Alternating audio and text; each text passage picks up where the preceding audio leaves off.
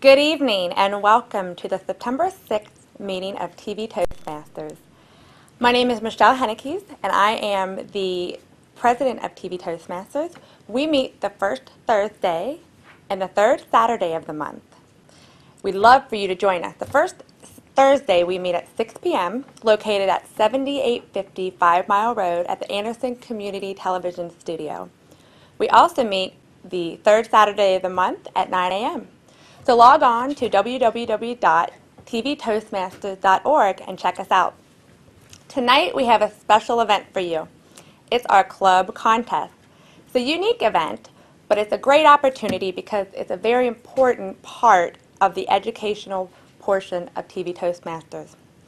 It allows our members to gain experience speaking, and it also allows our other Toastmasters to learn from really proficient speakers. So I'm glad you're sitting in. I'm the club contest chair this evening, and I'm going to go off and tell you that the chief judge for the evening is Carol Cormelink. And then I'll also introduce our Toastmaster for the evening, Steve Aaronholtz. Steve?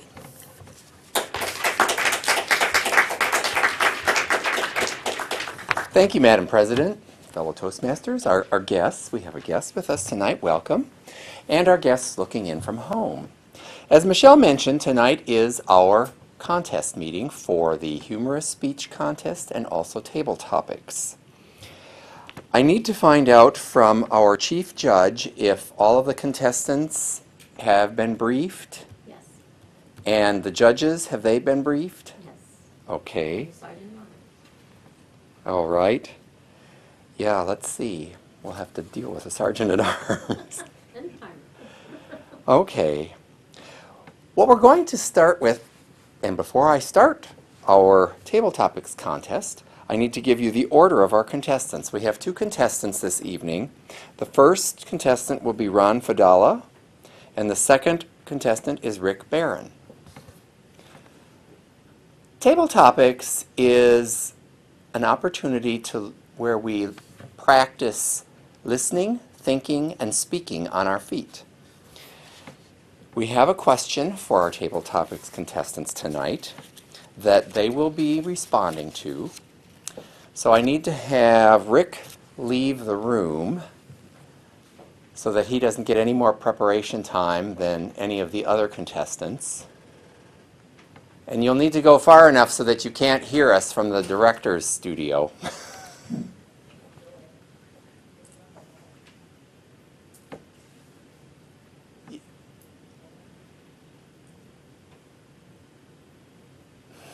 I think he's turning down the volume for all the equipment in the director's booth. All right. Our first contestant, what I'm going to do is I will announce the contestant, I will read the question, I will read the question, and then I will announce the contestant's name. And they will have between 1 minute and 2 minutes and 30 seconds to respond to the question. They won't have any more preparation time than what it takes them to listen to me, complete asking the question, and have them come up here. All right. Our first contestant is Ron Fadala.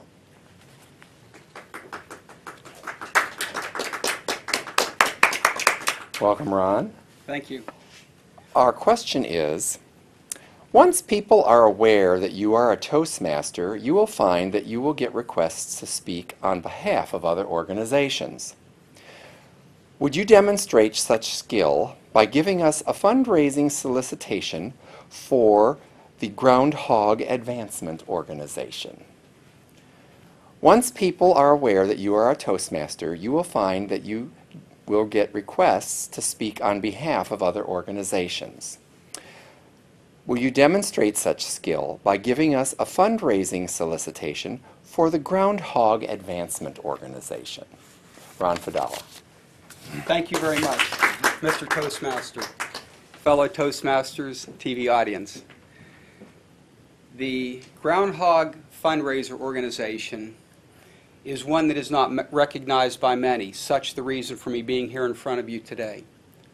I've been chosen not only because of my involvement with Toastmasters and ability to speak and communicate, but for those who know me, and many friends in this organization do, my yard is filled with groundhogs. It is one thing to be unaware of the vitality of these animals if you're not encountering them every day. But what I've found for me is it completely takes away the need for bringing any other pets into my life. I simply walk out into my house, from my house, sit down on my back porch, and enjoy the playfulness of these animals as they go about their way, seeking whatever it is they perhaps are seeking. Food, companionship, love. Quite honestly, they're not much different than you and I. They might not be able to vocalize it as much as we do, but simply by being aware of and observing their actions, you can see the humanity that exists within each of them. Thus, in terms of preserving such animals, I think you'd find that if you came over to my house and sat on my back porch, the same thrill and the need to preserve such animals so that we can have an example of how we as humans might want to act in terms of our everyday involvement, without preconception of how another should believe or how they should act, but simply by watching others enjoy what it is in front of them. Thus, I believe they're worthy of preserving, and your donations will count, even the smallest donation, to make such an endeavor possible. Thank you very much, and please, please send in your money. I appreciate it. Thank you very much. Thank you, Ron. We'll have a minute of silence for the judges to complete their ballots. Timer, please let me know when a minute is complete. Our next contestant for the Table Topics contest is Rick Barron. I will announce your name, read the question, I'll repeat the question, and announce your name. Rick Barron. Once people are aware that you are a Toastmaster, you will find that you will get requests to speak on behalf of other organizations. Would you demonstrate such skill by giving us a fundraising solicitation for Groundhog Advancement Organization? Once people are aware that you are a Toastmaster, you will find that you will get requests to speak on behalf of other organizations. Would you demonstrate such skill by giving us a fundraising solicitation for Groundhog Advancement Organization? Rick Barron.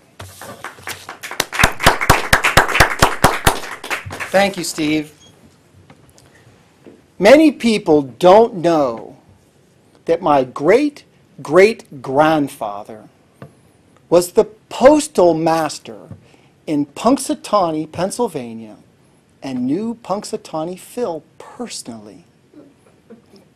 What you also may not know is that there is no retirement fund for Punxsutawney Phil. And as he ages and ages and gets older and older, the mounting debt associated with his long-term care continues to grow. Groundhogs need long-term care too. And they need people to care for them. Is it going to be the other groundhogs? Obviously not. Each of us must reach in and dig deep and to pull out that money to take care of the groundhogs in our neighborhood, in our city, in our state, and of course we must also take care of Punxsutawney Phil.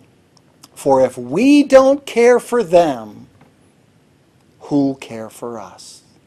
Mr. Toastmaster. Thank you, Rick.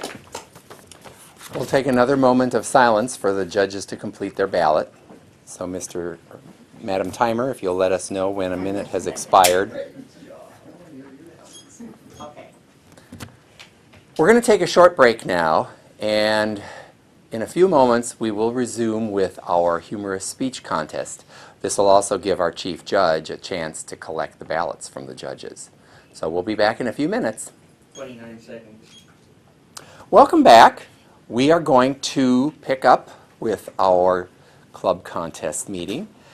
The second portion of our meeting tonight is going to be the humorous speech contestant practice speech for the Area 52 contest.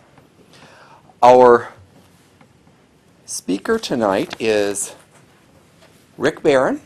He is going to be giving us his speech, Why God? Why God? Rick Barron. Thank you, Steve. If you could ask God one question,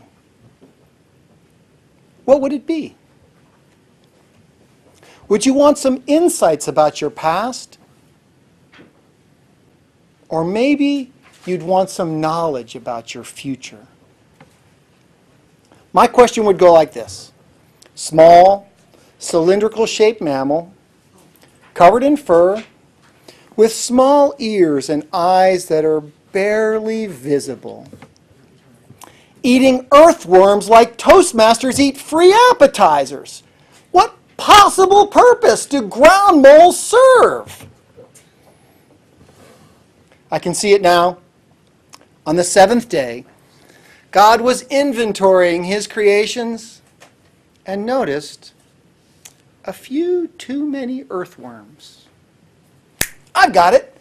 I'll create a tunneling mammal that can eat worms faster than the human male can put a shovel into the ground.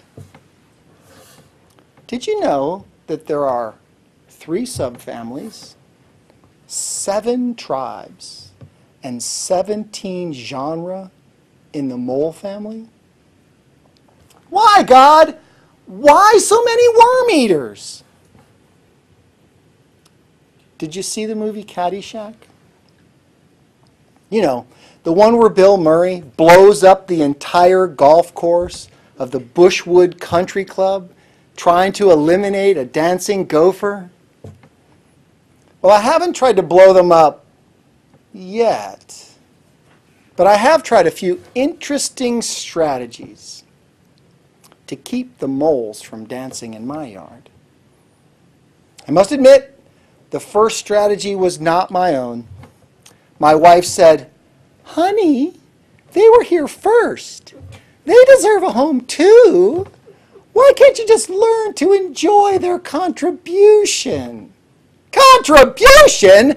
Ankle-twisting tunnels all over the yard, enough molehills dotting the landscaping to look like the Oklahoma prairie.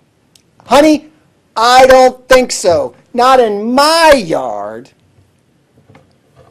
For the second strategy, I went to the local home improvement store. You know, the one where the knowledgeable text messaging teen is working the lawn and garden center. They took me to a host of pills, potions, and sprays.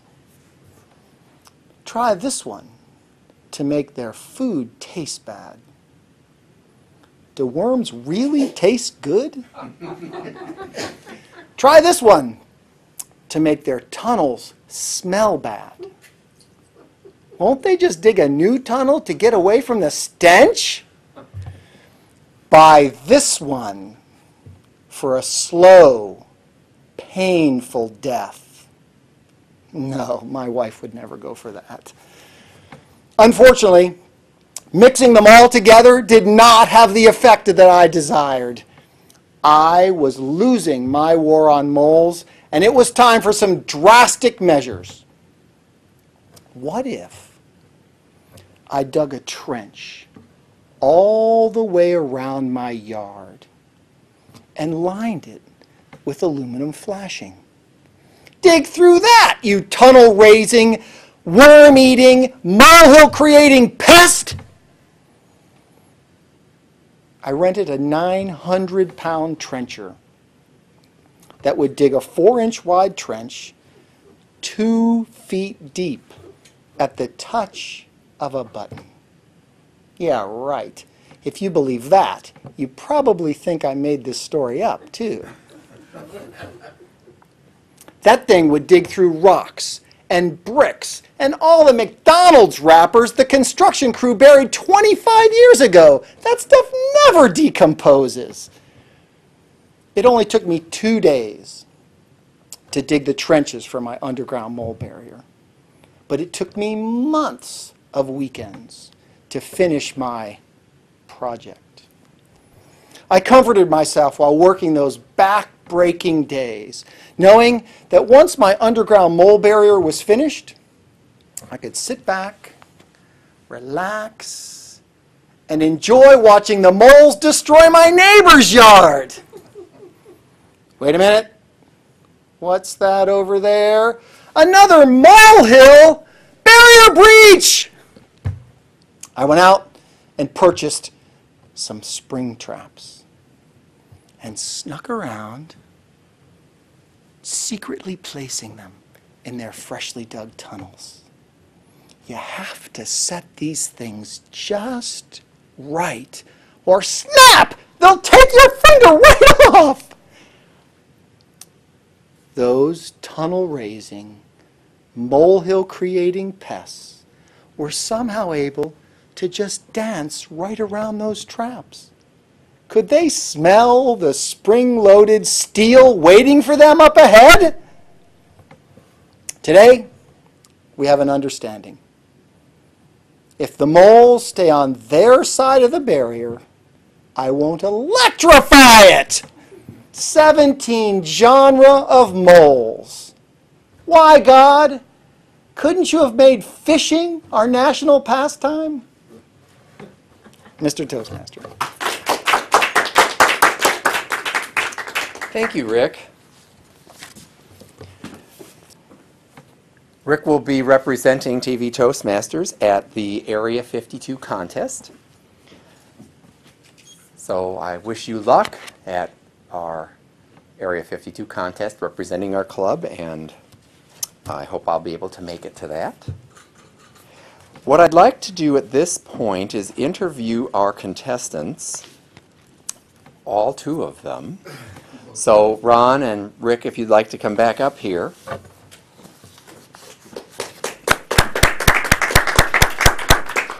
And after I've finished interviewing our two contestants today, our Area 52 governor will help with presenting the awards. Okay, I have your biographical information here, and I'm going to go in the order that you guys participated in the table topics. So I see in your occupations here that you have that you're an emancipative educator. I've not heard of that kind of educator. Could you describe a little bit about it, enlighten us a little bit as to what it is? I'll attempt to be brief in that, emancipation is obviously, not obviously, but the idea of freedom of one type or another. What's interesting is my reading in emancipation, it's always one writing about another's needs of what they need to do for emancipation, which seems enigmatic to the actual concept of it. Learning is the same way to me. I resist didactic learning where someone tells me what I should believe, where they give me the information and expect that I'm going to take it and never seek to make it truth for myself. So an emancipative educator is one that tries to teach through dialogue and questions, presents facts, knowing that facts change, but helps other people arrive at their own thought process so that they can maintain continuous curiosity for how they approach life, making their own decisions autonomously and without the undue influence of another person who they might consider their personal guru. And educators, motivators, philosophers, and it may be my cynical nature, but I often feel they look to make acolytes more than they do truly inspired free thinkers. So my approach is to try to develop people to be free thinkers, with their own instincts. That's interesting. I think we had a phrase for it in the 60s. It was called challenge authority. Something like that. I will maybe use that the next time. It's a lot more to the point than my explanation of it. Well, thank you, Ron. Thank you very much. Okay. Rick, I see you have a 1968 Chevy Camaro. Yes, I do. And I think I've heard you talk about, is it a convertible? It is a convertible. So does it have a Chevy engine, orange engine? Yes, it does. And what, 327. okay, and what color is the car The itself? car itself is black and the top is white. Okay. Yeah. Is this one you restored, or? I did not. I had my midlife crisis early. I bought it as a birthday present to myself 20 years ago, actually, for my 29th birthday. So I had my midlife crisis at 29, decided that I needed to go off and buy my hot rod car, then instead of wait until my 40s to go do that. So you decided to buy it while you were young enough to really Enjoy it, exactly, right. I bought it from a kid who was getting married and wanted to buy a house and couldn't live in it, obviously. Yeah, they are a little small. He used to show it. So he had the car for 5 years, he only put 1,000 miles on it. I've had the car for 20 years, and I've put about 35,000 miles on it. Ah, okay. It's a fun car to drive. I enjoy driving it. Does it run well on unleaded gas? Yes, it does, because the engine was rebuilt Oh, to okay. do that, yeah. All right. Well, thank you. And at this point, do we have winners for our tabletop contest? Okay. I'd like to welcome our Area 52 governor up here, Jen Elsperman, if you'd come up here. And our contest chair and club president. So do you want me to go ahead and announce? Or- Yeah, why don't you go ahead and announce them? So it was definitely a nail biter, but we want to congratulate our second place winner of the Table Topics contest is Rick Barron.